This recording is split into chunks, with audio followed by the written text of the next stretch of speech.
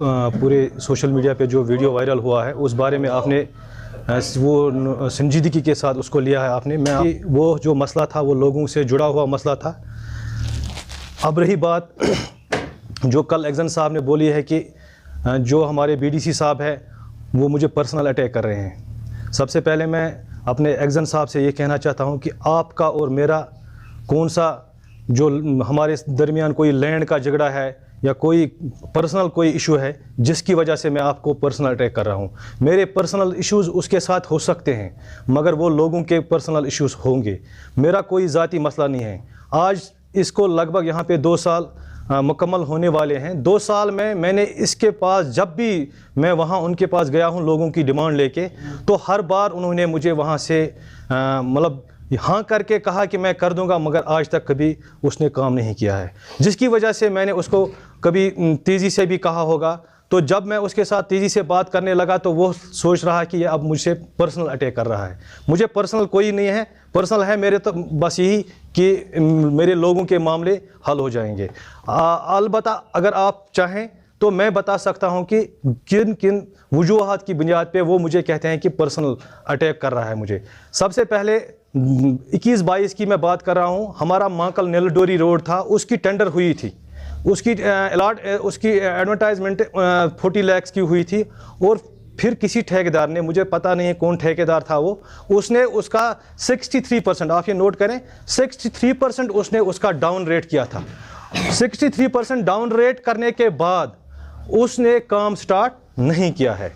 फिर मैंने हर बार एक्जन साहब से बोला है, जनाब एक्जन साहब ये हमारा खून है, हमारे लोगों का खून है, हमारा पैसा है, आपको क्या प्रॉब्लम हो रही है कि आप इस कंट्रैक्टर के खिलाफ एक्शन क्यों नहीं कर रहे हो?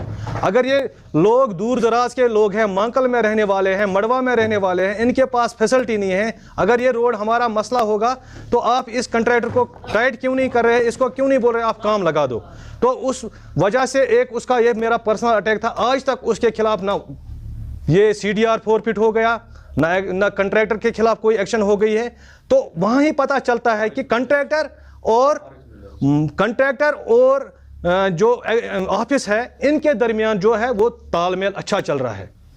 एक्जन और कंट्रैक्ट के दरमियान तालमेल अच्छा चल रहा है। मुझे किसी के साथ जाती पर्सनल लड़ाई नहीं है, चाहे कंट्रैक्टर हो चाहे एक्जन हो, मगर मुझे लोगों ने चुन के भेजा है। अगर मैं बात नहीं करूंगा तो फिर कौन बात करेगा? मुझे बात करने का हक है। अलबत्ता आज तक मैं चाहता था कि एक्जन साहब को कभी अकल ठिकाने आएगी, मगर ये आप पर्सनल मुझे कह रहा है कि आप पर्सनल कर रहे हो। मुझे पर्सनल उसके साथ कुछ नहीं है। अलबत्ता लोगों के मसले हैं मेरे, वो हल करें।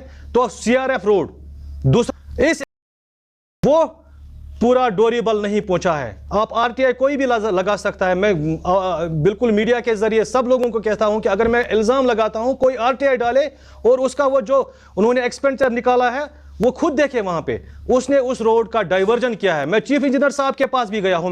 इसने कहा कि इसने ग्रीवेंस की। ग्रीवेंस मैंने की लोगों के लिए, मैंने ग्रीवेंस पर्सनल, मैं उसको कोई कंट्रैक्टर का ठेका नहीं मांगता था।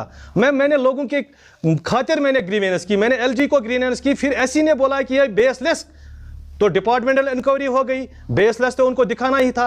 अगर बेसलेस, अगर कोई अदर देन डिपार्टमेंट कोई इंक्वायरी करता तो सबों को पता चलता कि इसमें क्या मसला है।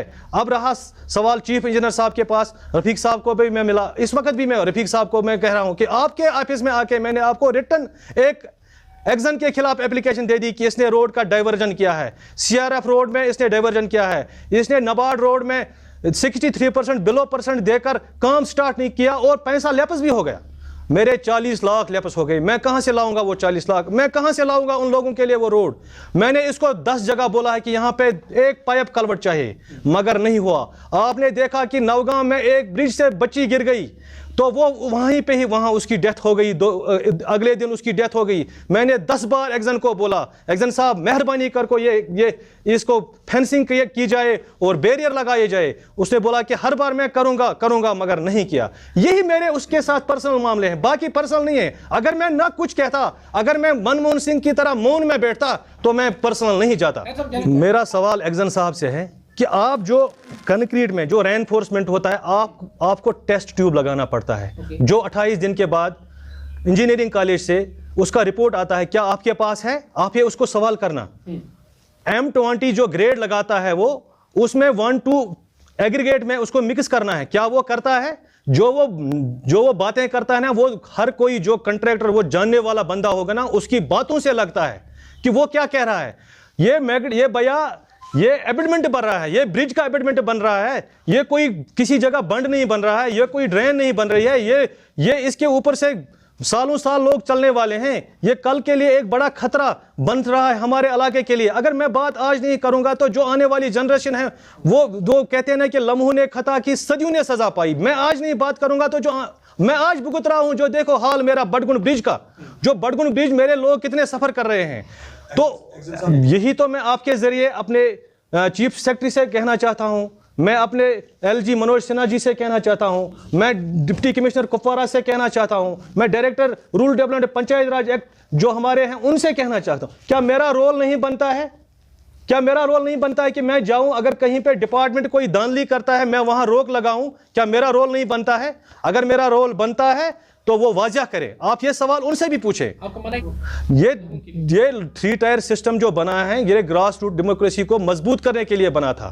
तो पहले जो हमारे सरपंच साहब है, जो हमारे पंच साहिबान है, 2 सेकंड टायर में हमारा बीडीसी बैठता है, वो हम 3rd टायर में हमारा डीडीसी बैठता है। मैंने अपने कल इरफान साहब के नोट्स में भी लाया। और सबसे पहले ये एक और मैं बात कहना चाहता हूँ, हमारे पीपल्स कॉन्फ्रेंस के चेयरमैन मीर हफीजुल्लाह साहब की आप उसका भी आप ये देख लेना कि उसने एफबी पे चढ़ाया है कि नाकस मटीरियल लग रहा। अगर मेरा जाती मसला है या जिस बंदे ने वहां पहले बात की तो उसके साथ, उसका एक्जन साहब के साथ क्या जाती मसला था, ये बिल्कुल दिखाई देता है। जो एक्जन ने कल उस कंट्रैक्टर के मतलब साइड में बात की, उस कंट्रैक्टर के मतलब फेवर में बात की, उसने कहा कि वहां कुछ धांधली नहीं है, वो तो दिखता है। आप हजरात को मैं सबों को कहता हूं, मेहरबानी करके आप एक बार वहां विजिट करें, आप देखें, आप वहां से आप चेक करें। वहां जब उंगली से ऐसे करते हैं तो वहां से निकलता है वो ये एबिट का काम हो रहा है। सर करप्शन तो यहीं से ही दिखता है।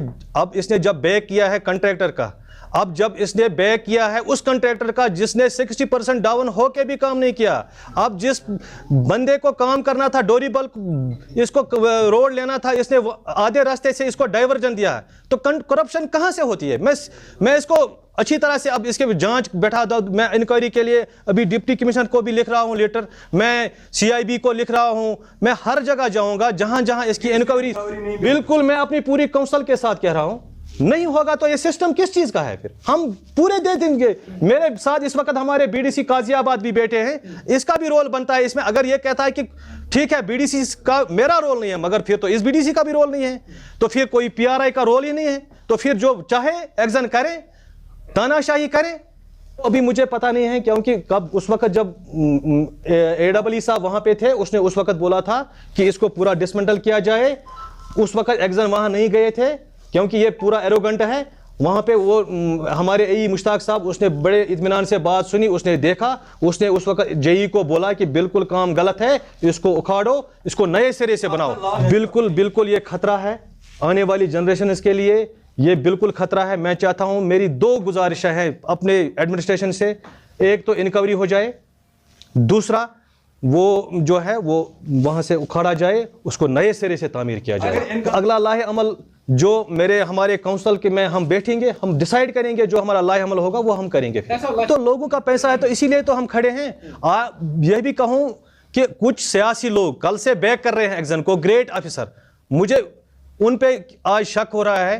क्या कहें इस निज़ाम में, मुझे उनकी अकल पे अफसोस हो रहा है जो इस वक्त कह रहे हैं कि गेट अफसर आपको दिखाई नहीं दे रहा है वहां क्या हो रहा है। आप पहले देख लीजिए, वहां जाके देख लीजिए, सियासत को एक तरफ छोड़ के। मैंने कहा कि मैं डिस्ट्रिक्ट चेयरमैन पीपल्स कॉन्फ्रेंस के मीर हफीजुल्लाह साहब का शुक्रिया अदा करता हूं। कम से कम उसने तो नोटिस लिया है उस बारे में, उसने लिखा है कि बिल्कुल काम गलत हो रहा है, बिल्कुल उनके खिलाफ कार्रवाई हो जाएगी, होनी चाहिए। मैं अपने डिप्टी कमिश्नर साहब से गुजारिश कर रहा हूं, मेहरबानी करके जो भी मुलवस पाया जाए उसके खिलाफ कानूनी कार्रवाई जाए, जो भी हो जाएगी। शुक्रिया।